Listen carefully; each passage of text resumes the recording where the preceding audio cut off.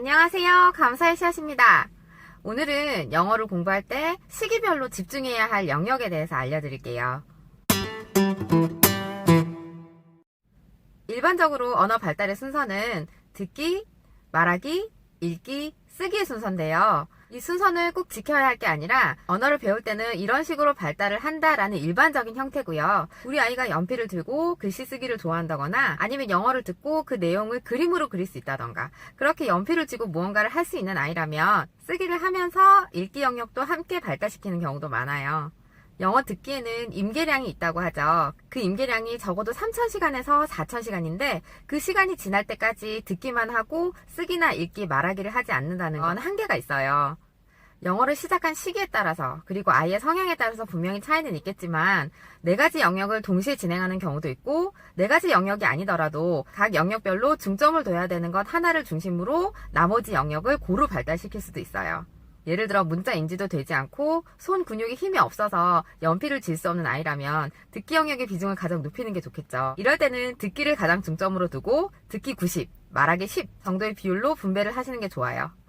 그리고 초등학교에 들어가서 영어를 처음 배우기 시작했다면 문자 인지가 되고 연필을 쓸 수 있는 경우니까 그럴 때는 듣기, 말하기, 쓰기까지도 확장을 시킬 수 있어요. 어느 단계든 듣기는 항상 중심이 되어야 해요. 들으면서 말을 하고 들으면서 읽고 들으면서 쓰는 연습을 부단히 노력해야 하죠.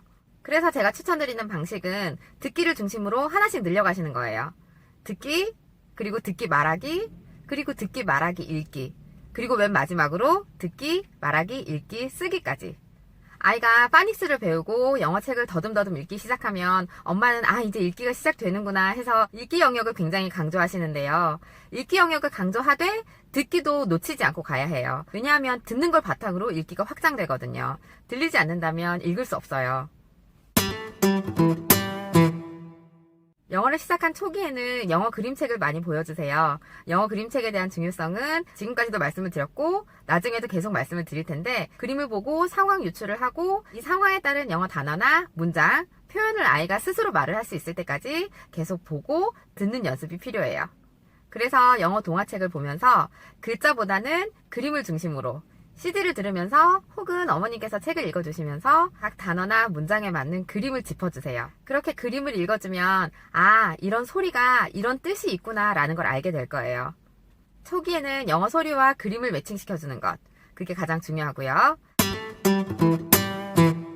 그리고 중기는 그림과 글자를 함께 접하는 시기예요. 이때는 아이들이 리더스북을 많이 읽는데요. 리더스북은 그림책과는 달리 읽기 독립을 위한 책이에요. 그래서 문자를 보고 짚어가면서 CD랑 같이 읽기, 그리고 그림을 보면서 이 그림이 무슨 상황인지 유추해보기, 이런 훈련들을 계속하면 나중에 챕터북이나 소설을 읽을 때 글자 집중 듣기와 따라 말하기를 수월하게 할 수 있어요.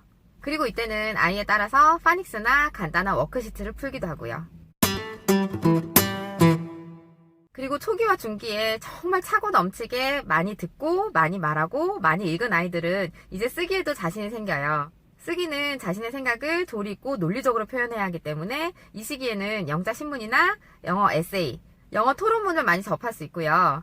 이때 책은 긴 호흡의 챕터북이나 소설책을 중심으로 읽어요. 지금까지 제가 말씀드렸던 시기, 그러니까 초기, 중기, 후기, 이 3가지는 아이의 연령이 어떠냐에 따라서 나누어지는 게 아니고요. 아이가 얼마나 영어 공부를 했는지에 따라서 나누어지는 거예요. 충분히 듣고 말하고, 듣고 말하고 읽고, 듣고 말하고 읽고 쓰고, 이 4단계를 중심으로 시기를 나눈 거기 때문에 아이의 선호나 성향, 그리고 상황에 맞춰서 어머니께서 각 영역의 비율을 조절을 해주시고요. 듣기는 어느 영역에서든 가장 기초가 되고 절대 빠져서는 안 된다는 것 잊지 말아주세요.